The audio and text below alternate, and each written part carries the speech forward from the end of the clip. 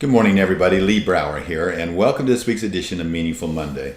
I'm grateful to be here, and I am glad to be here. First of all, to all you Canadians, happy Thanksgiving. Enjoy this day. Be in gratitude. All of our fond thoughts are with you on this day. Question for the day: why don't we always get what we want? Why do we repeatedly experience disappointments in our work, in our relationships, in our business? One of the reasons, and it's a reason that we don't really understand, but it's referred to as the Law of Precession.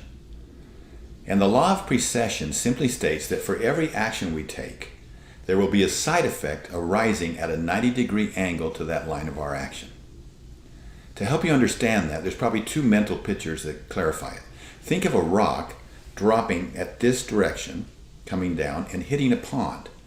As it hits the pond, the waves, the ripples, if you will, react at 90 degrees. Another example would be the bee leaving the hive. Take a bee leaves the hive and it goes out to a flower to get what? Now, some of you answered nectar and some of you answered pollen. The answer was nectar. The intent was to go and get nectar. That was the rock, the pebble dropping into the pond.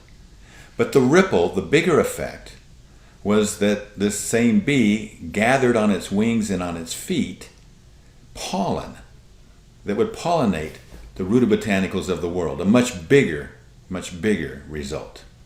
When President Kennedy said, we're going to put a man on the moon, that was the nectar. The pollen then was all of the billions of dollars of inventions and products that came as a result of it, everything from Tang to miniaturization to computerization, etc. So Buckminster also felt like that one of the things that he said was that his theory was that our job was not here to make money. In other words, that's the nectar. The nectar was taking care of our family, for example. But he believed that 70% of the jobs on earth were not directly contributing to the life support of the people. Rather, he was saying that many are making money from money or moving paper from one desk to another. So the key is really balance. You still have to go out and get the nectar, but we must be aware of the pollen. So while you're in your present job, ask yourself, how can you add value? You're there for a reason. So what are some other ways? I'm going to give you 5 B's that we can do to add more example, to look for the pollen, if you will, as we're gathering the nectar. First B, we're going to call it the BEE, 5 B's. B's. Be an avid learner. Grow yourself before you try to change others. When we pursue growth ourselves, the people around us will be impacted. 2, believe in yourself. Be free from comparison. We torture ourselves needlessly with comparison and with competition. Number 3, be curious. Constantly challenge the status quo. Look for the pollen.